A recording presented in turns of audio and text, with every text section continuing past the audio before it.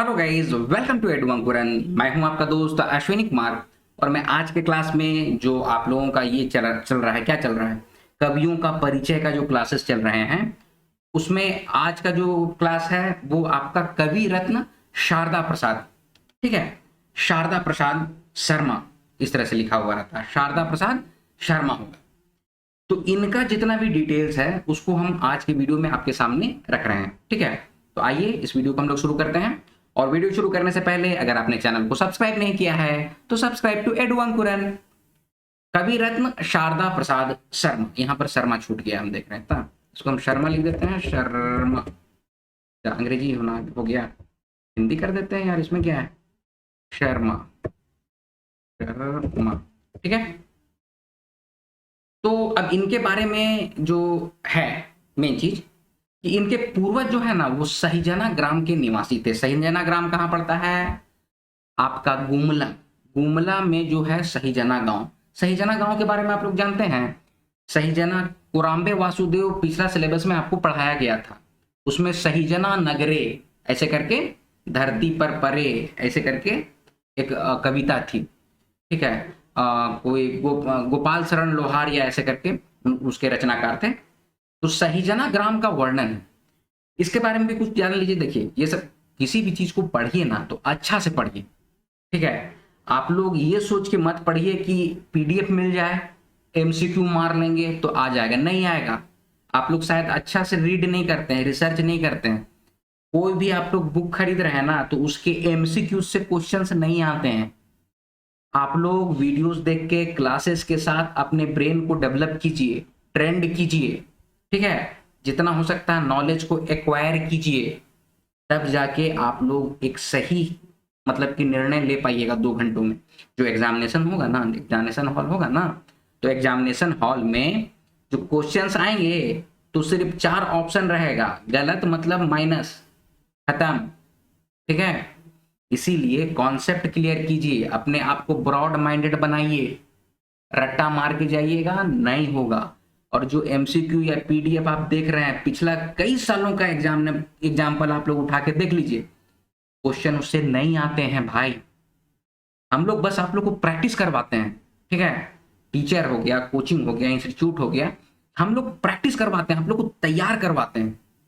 कोई भी अगर ये बोलता है ना कि हम जो पढ़ाएं उसी से क्वेश्चन आ रहा है तो वो मूर्ख आदमी है। एकदम क्लियरली बोल रहे हूँ, मूर्ख आदमी है। क्वेश्चन क्योंकि कोई पढ़ा रहा है उसी से आ जाए, ये बस लक की बात होती है। कोई भी शिक्षक है, जो कोचिंग है, इंस्टीट्यूट है, वो सिर्फ और सिर्फ आपको ट्रेंड करते हैं, तैयार करते हैं कि देखो भैया इस तरह के पैटर्न से क्वेश्चन आता है। इस बात को आप लोग ध्यान में रखिएगा, ठीक है। चलिए सहीजना ग्राम के बारे में बतला दे रहे हैं। आप लोगों को 2 वंश के बारे में जानना होगा, क्या, एक रक्सेल वंश और एक नाग वंश। तो रक्सेल वंश का जो राजा थे वो यही सहीजना ग्राम में आए थे आक्रमण करने। तो उस समय के जो नागवंशी राजा थे भीमकर्ण, उससे भयंकर युद्ध हुआ था, ठीक है। तो उससे जब युद्ध हुआ था तो बरवा का युद्ध उसको कहते हैं, ठीक है। फिर दूसरा युद्ध फिर हुआ, फिर उन लोग अपना मतलब कि तो पहला युद्ध में नागवंशी लोग जीत गए, रक्सेल को भगा दिए, पलामू सरगुजा भाग गए। उसके बाद फिर से उन लोग संगठित होकर 12,000 या 1,500 जितना भी होगा घोड़ा के साथ फिर आया, ठीक है। तो दूसरा बार फिर जो लड़ाई हुआ ना, वही सहीजना और कोराम्बे का क्षेत्र में लड़ाई हुआ था। तो उसी को कहते हैं हल्दी घाटी का लड़ाई। तो आपसे क्वेश्चन पूछा जा सकता है जीएस पेपर 3 में, झारखंड का जो पेपर है ना, अभी आपका जो एग्जाम होगा ना, उसका पेपर 3 में क्वेश्चन हो सकता है कि झारखंड का हल्दी घाटी किसे कहते हैं, तो कोराम्बे को कहते हैं, ठीक है। कोराम्बे सहीजना का क्षेत्र को कहते हैं। तो यहां पर भगवान विष्णु की मूर्ति लेके वो आया था ना। तो देखिए पहले के समय यही होता था कि मंदिर को तोड़ दो आस्था टूट जाएगा, ठीक है, मंदिर को तोड़ो तो आस्था टूटेगा।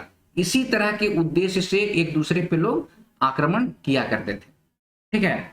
तो भगवान विष्णु की मूर्ति रक्सेल वंश वाले लोग यहाँ पर लेके आए थे। कुराम्बे का अभी जो आप लोग भगवान विष्णु की झारखंड में एकमात्र जो मूर्ति है ना कोराम्बे वासुदेव की, कोराम्बे में, वो रक्सेल वंश वाले लोग लेके आए थे, ठीक है। हाथी में लेके आए थे, लेकिन अब हार के भाग गए तो वही भगवान की जो मूर्ति है वो गिर गई थी, ठीक है। अच्छा एक चीज और, ये तो डॉक्यूमेंटेड चीज, अब एक चीज और जो यहाँ के लोग बोलते हैं कि रक्सेल वंश का शुरुआत कैसे हुआ था, जैसे बोलते हैं ये बोलते हैं लोग, उसी को हम आपको सामने रख रहे हैं। आपके सामने इसीलिए रखा जाता है ना, ताकि थोड़ा चीज इंटरेस्टिंग हो, कहानी के माध्यम से रहेगा तो दिमाग में रहेगा। महाभारत हम लोग सबको जानते हैं, महाभारत में भीमसेन थे, भीम महाबली योद्धा भीम। तो भीम का बेटा का नाम था घटोत्कच, तो उसी घटोत्कच का जो पुत्र हुए ना, तो उसी से है वंश का शुरुआत हुआ था। तो वही है वंश जो है उससे रक्सेल वंश का शुरुआत हुआ। इस तरह से लोग बोलते हैं, हम जो सुने हैं आपके सामने रख दिए। अगर सही है तो आप लोग सबको बोलिएगा हाँ भाई सही है, और लगता है कि गलत है तो आप लोग सजेस्ट कर दीजिए कि क्या गलत है। हम लेकिन जिस तरह से सुने या जो जानकारी मिला है उसके अकॉर्डिंग यही पता चला है कि भीम का बेटा थे घटोत्कच। घटोत्कच का जो वंश जो बढ़ा आगे की ओर वही है वंश कहलाया। उसी है वंश का एक पार्ट था रक्सेल वंश, जो झारखंड का सरगुजा पलामू का इलाका में था। वही लोग जब युद्ध करने आया था नागवंशी लोग से, तो पहला युद्ध हुआ था भीमकर्ण के साथ। दूसरा युद्ध भी फिर हुआ, लेकिन वो किसके साथ हुआ हमको पता नहीं है ठीक से, लेकिन उस दूसरे युद्ध को ही कहते हैं हल्दी घाटी का युद्ध। तो हल्दी घाटी का युद्ध कहां पर हुआ था? कोराम्बे में हुआ था। ये सब कॉन्सेप्ट एकदम क्लियर है। अब आ जाते हैं कवि रत्न शारदा प्रसाद शर्मा का। इनका पूर्वज कौन थे? सहिजना ग्राम के निवासी थे। दृगपाल राम देवघरिया के बारे में आप लोग पढ़े होंगे, वो कवि रत्न शारदा प्रसाद के पूर्वज थे। ठीक है, मतलब कि कविता, गीत नागपुरी का, हिंदी का, बंगला का, संस्कृत का इनको विरासत में मिला। ठीक है, तो इनका पूरा परिवार वाले लोग जो है ना, सब गीत उत में होता है ना भाई कि जीने हैं भाई कि हाँ गीत कविता करने का, तो वही था। इनका उपनाम है रश्मि। ठीक है, बहुत सारे लोग आप लोग बोल देते हैं कवि रत्न। कवि रत्न उपाधि है। बहुत सारे लोग आपको इस तरह से पढ़ा दिए हैं, बहुत सारे अच्छे अच्छे बुक में क्वेश्चन भी आ गया है। उपनाम, कवि रत्न उपनाम से किसको जाना? कवि रत्न कोई उपनाम नहीं होता है। अगर विद्यापीठ से जो उपाधि मिलती है, ठीक है, तो उसके बारे में अगर लोग सही से जानकारी रखे होंगे, पढ़े लिखे होंगे, तो उन लोगों को जानकारी होगी कि कवि रत्न एक तरह की उपाधि होती है। कवि रत्न शारदा प्रसाद का नाम रश्मि है, क्या है कि बहुत सारे कविताओं में ये अपना रश्मि नाम से कविता लिखते हैं। ठीक है, चलिए अब आगे है। इनको गीत की रचना जो है ना पुरखों से विरासत में मिली। इनका पूरा परिवार भी नागपुरी गीत कविता में मगन रहता था। ठीक है, इनका परिवार में हम आपको एक चीज बता दे रहे हैं अभी। नागपुरी का संगोष्ठी हुआ था। बीपी केसरी लिखते हैं अपने पुस्तक में कि नागपुरी का एक संगोष्ठी हुआ था। कहां हुआ था? सिमडेगा में। तो बीपी केसरी सब तो रांची से गए थे सिमडेगा, तो गुमला होते हुए गए थे। अब कवि रत्न शारदा प्रसाद शर्मा जो है वो गुमला के निवासी थे।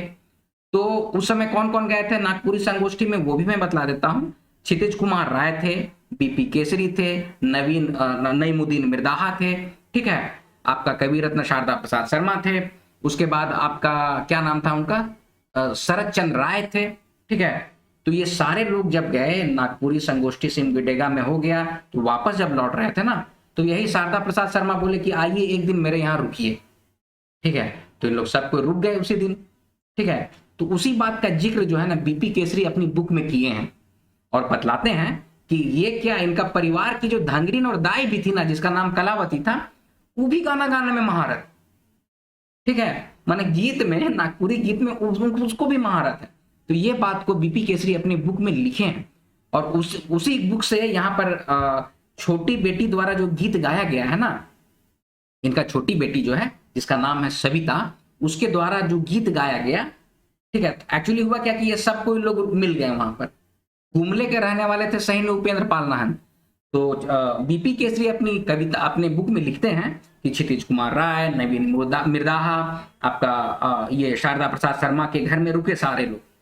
तो अब सारे लोग रिजवार लोग, मतलब कि गीत कविताकार लोग एक जगह मिलेंगे तो महफिल तो जमाइए देंगे। तो उनके घर में भी इनकी जो छोटी बेटी थी वो भी ये वाला गाना गा के सुनाए। तो ये गाना हम लोग ना बचपन से गाए हैं, तो मुझे लगा कि ये चीज थोड़ा सा रख देते हैं आपके सामने, तो थोड़ा मनोरंजक भी हो जाएगा और मजा भी आ जाएगा, आप लोग को याद करने में भी अच्छा रहेगा। तो जैसे इनकी बेटी है नई गाना गाई, सातों बहनिया सातों कुमार जे, हाय रे दैया सातों मिली पानी भरे जाए। तो इसको हम गा के सुना दे रहे हैं आपको। ठीक है, कि सातों बहनिया सातो कंवार जे सातो बहिनिया, सातो कंवार, हाय रे दैया सातो मिली पानी भरे जाए रे, हाय रे दैया सातो मिली पानी भरे जाए रे, सातो जो भोरल छवो अलगाए रे, सातो जो भोरल छवो अलगाए, हाय रे दैया छोटकी सांवरो पछुआए रे, हाय रे दैया छोटकी सांवरो पछुआए रे। तो ये गाना वो गा के सुनाई तो सब मंत्रमुग्ध हो गए कि वाह भाई, इनके घर की छोटी बच्ची भी है वो ऐसा गाना गाती है। ठीक है। अच्छा, अब आप लोग ज्यादातर जो लोक कथा ही सब सुने हैं ना, तो 7 भाई 1 बहन, ठीक है, एक राजा कर 7 गो बेटी मन रहे हैं, 7 अप्सरा मन रहे हैं, इस तरह का कहानी लोक कथा बहुत चलता है। तो उसी तरह का गीत भी है, जैसे कि 7 बहनियां वाला है, तो अब यही 7 बहन का ना शादी हो जाता है, इसका आगे का अब हम थोड़ा सा बता दे रहे हैं।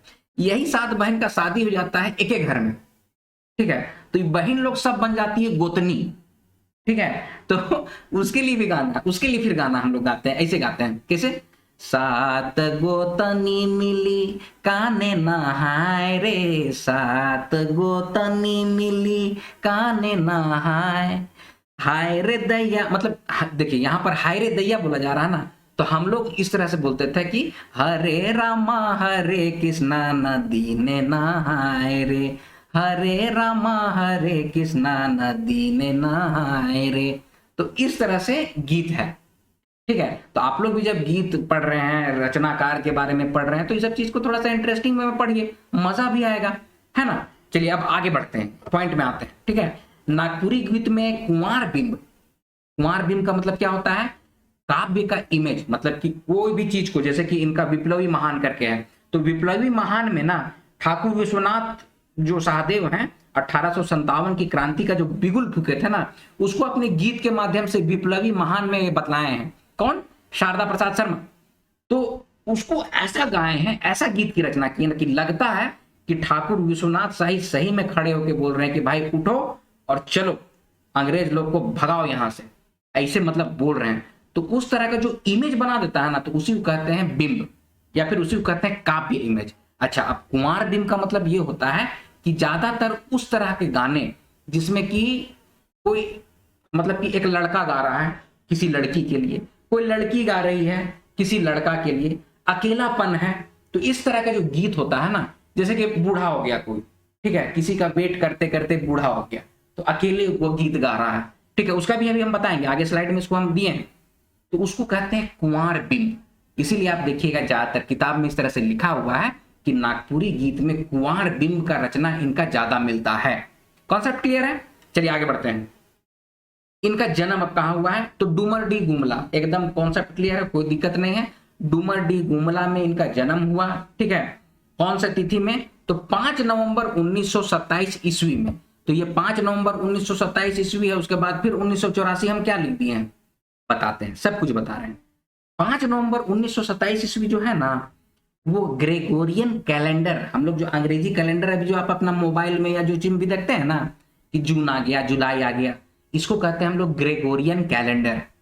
लेकिन इंडियन गवर्नमेंट ऑफ इंडिया जो है ना, वो शक संवत को फॉलो करता है। कोई भी राजपत्र, कोई भी पीआईबी गवर्नमेंट ऑफ इंडिया का हो या फिर किसी भी स्टेट का हो, तो वो शक संवत को फॉलो करता है। फिर उसके बाद नीचे फिर अंग्रेजी कैलेंडर का भी नाम देता है। तो इनका जो जन्म हुआ था ना कि 5 नवंबर 1927 ईस्वी में हुआ था। और हिंदी में अगर कहे कि दोनों किस्म से आपको क्वेश्चन पूछा जा सकता है, तो कार्तिक शुक्ल पक्ष के एकादशी में संवत 1984 को इनका जन्म हुआ था। शक संवत में अभी जो डेट है ना, उसमें 57 साल घटा दीजिए, ठीक है, तो आपको मतलब कि ये आ जाएगा, जैसे कि ये 1984 है ना, इसमें 57 घटाइएगा ना, तो 5 नवंबर 1929 डेट एकदम एग्जैक्टली आ जाएगा। ठीक है, इसको आप लोग करके देख लीजिएगा, ठीक है। अच्छा, आप लोग को विश्वास नहीं हो रहा होगा ना कि पता नहीं क्या बोल रहे हैं, ये समझ में नहीं आ रहा है। देखिए, गवर्नमेंट ऑफ इंडिया या झारखंड का कोई भी राजपत्र रिलीज होता है ना, उसमें शक संवत लिखा हुआ रहता है। देखिए, हम एक एग्जाम्पल में आपको दिखला देते हैं। देखिए, ये जो एक है ना, ये एक एग्जाम्पल है। ये झारखंड का गजट पत्र है। देखिए यहाँ पर क्या लिखा हुआ है, श्रावण, ठीक है, 1945 शक संवत, स जो लिखा हुआ है, और अंग्रेजी का डेट है 2 अगस्त 2023।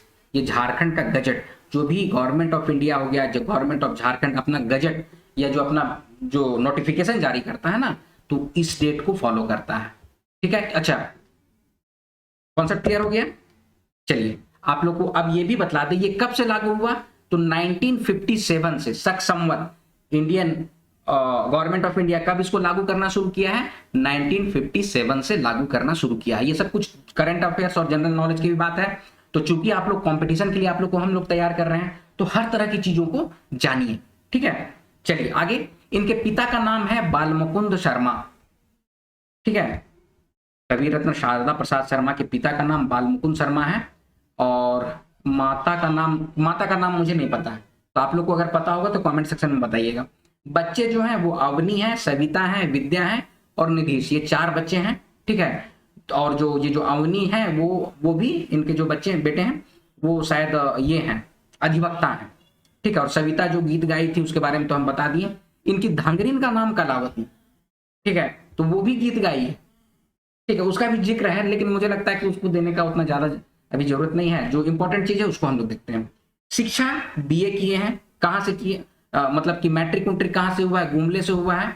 ठीक है, बीए कहाँ से किए हैं मुझे नहीं आइडिया है, बीएल लेकिन पटना लॉ कॉलेज से ये किए हैं, इसका आइडिया है। पेशा से ये अधिवक्ता हैं, और डुमरडी गांव में इनका खेती बाड़ी है। तो ये सब कुछ इसका डिटेल है। सेवाएं में क्या क्या सेवा किए हैं, 2.5 साल सिंदगी दी महिला कॉलेज सिमडेगा में बिना वेतन के नागपुरी भाषा व्याख्याता के रूप में सेवा दी है। भाई आप सोचिए, 1 महीना सैलरी नहीं आता है ना, तो हम लोग अकबका जाते हैं सबको। ठीक है, 2.5 साल तक बिना पैसे के नागपुरी भाषा का मतलब कि कॉलेज में लेक्चरर दे रहे हैं कोई, तो मतलब समझिए कि नागपुरी के प्रति कितना डेडिकेशन है। अच्छा, सिंदगी दी के बारे में आप लोग जानते हैं, ये भी जान लीजिए, सिंदगी दी के बारे में भी जान लेते हैं। हम आपको पिछला कुछ वीडियो में पूछे थे एक क्वेश्चन में, शायद लोकगीत का वीडियो में था, कि आदिवासी महिलाओं के माथा में काला टीका रहता है, तो गोदना गोदवैल रहती है, वो क्या होता है, तो वही ये सिंदगी दी की वजह से, सिंदगी दी जो है वो आदिवासी महिला में या नागपुरी समाज में या झारखंड में अगर किसी वीरांगना का नाम होता है ना, तो सबसे पहले सिंदगी दी का नाम आता है। क्यों, इसके बारे में भी बतला देते हैं। सिंदगी दी जो है वही जो होते हैं रोहतासगढ़ जो है ना, रोहतासगढ़, उसका सुरक्षा का जिम्मेवारी मिला था आदिवासी समुदाय को कि इसको आपको सुरक्षित रखना है। तो सरहुल का समय था, उस समय मुगल लोग वहां पे आक्रमण किया था। ठीक है, बहुत सारा डॉक्यूमेंट, और एक जेएनयू की कोई थी टीचर, उसको तो सुनाना पड़ा हमको अच्छा से, तब से वो अपना ब्लॉग बंद कर दी, वो अपना ब्लॉग शट डाउन कर दी है, कि उसको हम कंप्लेन कर दिए थे। वो इधर ही रांची या कहीं की थी, तो वो एक ब्लॉग बनाई थी जिसमें लिखी थी कि कोई पंडित लोग या कोई लोग आदिवासियों के ऊपर जुल्म कर रहे थे, इसीलिए जनी शिकार मनाया जाता है। तो उसका हम इतना कंप्लेन किए ना कि हमको लगता है उसको शायद जेएनयू से निकाल भी दिया होगा। ठीक है, काहे कि उसका अब ब्लॉग नहीं मिलता है, कोई करकट्टा करके थी। ठीक है, तो आप लोग को हम जो भी चीज है वो बतला रहे हैं, एकदम परफेक्ट चीज बतलाते हैं।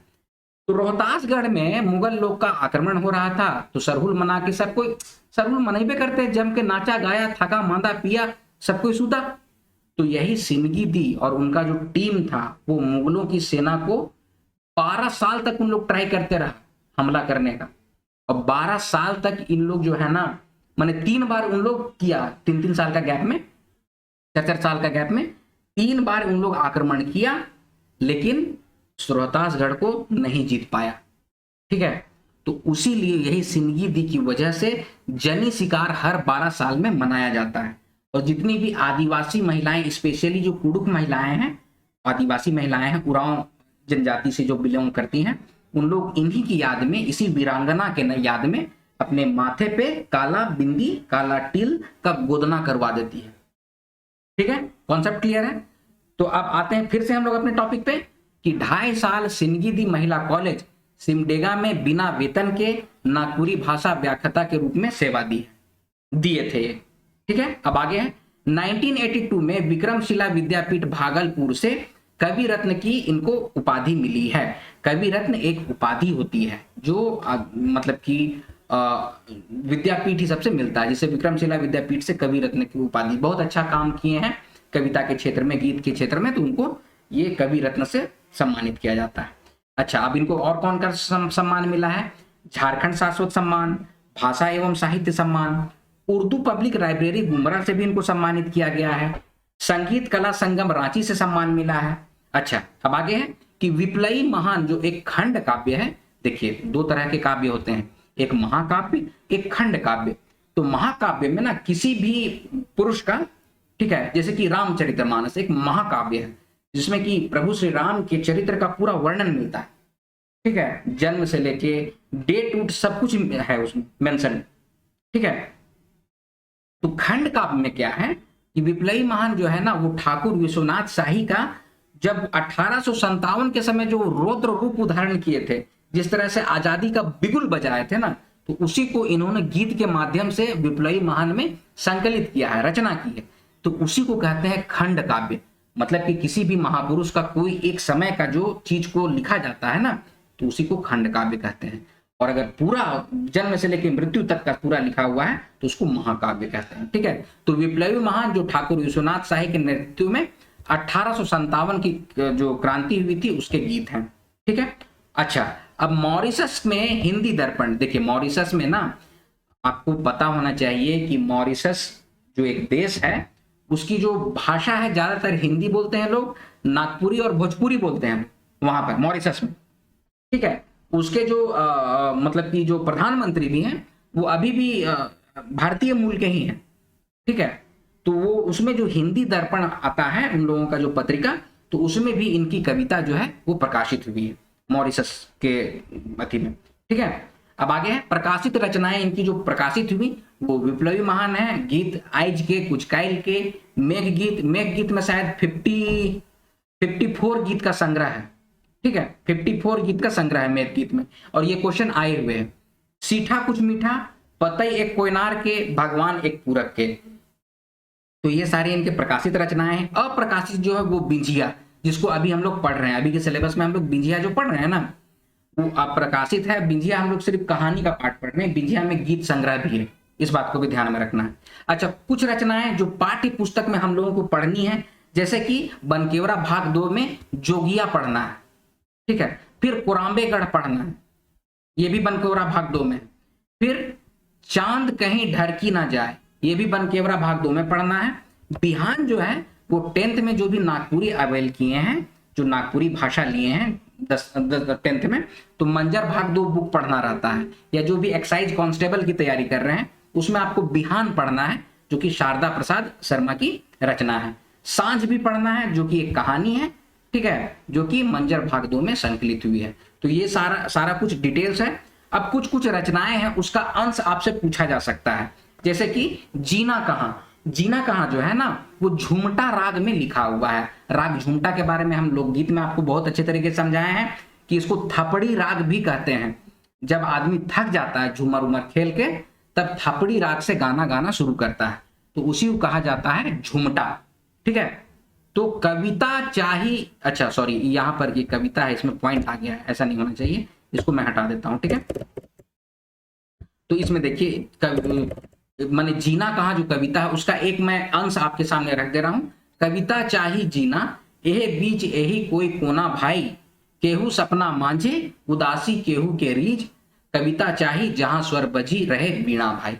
मतलब इसमें यही कहा जा रहा है कि जीना जो है, जिंदगी जो है बस यही है, ठीक है, कहीं उदासी है कहीं रीझ है, ठीक है। तो जहां जिस तरह का स्वर बजता है वहीं पर बिना बजाइए, खुश रहिए, ठीक है, प्रभु का गुणगान रहिए, आपस में मिल्लत से रहिए, यही शिक्षा देती है इनकी कविता, अगर पूरे कविता हम लोग पढ़ते हैं तो, ठीक है। तो ये राग झुमटा में है, क्वेश्चन आ सकता है जीना कहाँ कौन से राग में लिखा गया। चलिए आगे फिर से पढ़ते हैं। अगली रचना है भेंट संगी से बुढ़ारी में, वाह ये बहुत अच्छा चीज है। ये एक्चुअली क्या है ना, भेंट संगी से बुढ़ारी में ये जो इनका गीत है वो भी झुमटा राग में है, ठीक है। इसमें क्या हो जाता है ना कि उम्र गुजर गया, किसी का कुंवारा है, किसी के इंतजार में उम्र गुजर गया, ठीक है, चाहे वो प्रभु का इंतजार हो, चाहे किसी और चीज का इंतजार हो, या फिर कुछ भी हो, अपना साथी संगी किसी का भी इंतजार हो, उसमें अगर आप बुढ़ारे वृद्धावस्था में चले गए तो उस समय जो ये गीत लिखा गया है उसी को बोला गया है भेंट संगी से बुढ़ारी में। संगी जो होता है वो बुढ़ारी में मिला, तो उसके बारे में लिखा गया है। देखिए यहाँ पर ये जो थोड़ा सा ये आ गया है, इसको मैं हटा देता हूं। चलिए इसमें क्या है, आली काहे सांझ घड़ी जिनगिया बेर ढरी ढरी भाई, आली काहे सांझ घड़ी जिनगिया बेर ढरी ढरी भाई, मिली होती दोपहरी सेंक लेती तन भरी। वाह क्या बात है, आली देख होती ताइप के लहरी भाई। अच्छा, इसमें कहा जा रहा है कि तुम इस सांझ में क्या आए, माने कि जीवन को एक दिन से अगर कंपेयर किया जाए तो दिन में भिनसरिया होता है, प्रभात होता है, ठीक है, सुबह का समय होता है, ठीक है, दोपहर होता है, अडबेरिया होता है, तुम शाम को मिले हो, ठीक है, जीवन का जो वृद्धावस्था है उसमें मिले हो, तुम जवानी में मिले होते तब हम तुमको बताते कि कितना हम में ताप है, कितना हम में क्षमता है, कितना प्यार करते तुमको, है ना। तो अभी तुम जो आए हो तो तुम उस समय देखते जब तुम दोपहरिया में मिलते, मतलब कि मेरे जीवन के बीच में, बीच पड़ाव में जब मिलते, जब मैं जवान था तब मिलते, तब हम बतलाते कि हाँ कितनी क्षमता है, ठीक है। उसी बात को यहाँ पर बतलाया गया है कि शाम को जब मिला, वृद्धावस्था में किसी से मिले हैं तो उसको बतला रहे हैं कि जब हम लोग नवयुवक थे, नौजवान थे, उस समय मिलते तो उसकी बात ही कुछ अलग होती। तो ये है भेंट संगी से बुढ़ारी में, जो कि झुमटा राग में है। और कुछ है यहाँ पे, तो दोस्तों ये है कवि रत्न शारदा प्रसाद शर्मा, उनका जीवन, ठीक है, उनकी उपलब्धियां और उनसे संबंधित जो रचनाएं हमको पढ़नी है, और कुछ रचनाएं जिसको उसका कुछ अंश आपके सामने रखा गया है। तो ये है दोस्तों वीडियो का अंत। वीडियो पसंद आया तो वीडियो को लाइक कीजिए, शेयर कीजिए, अपने सजेशंस कमेंट बॉक्स में कमेंट कीजिए, और इसी तरह के वीडियोस पाने के लिए एडवांस चैनल को सब्सक्राइब कीजिए। मिलते हैं अगले वीडियो में, तब तक आप लोग अपना ख्याल रखिए। जय हिंद।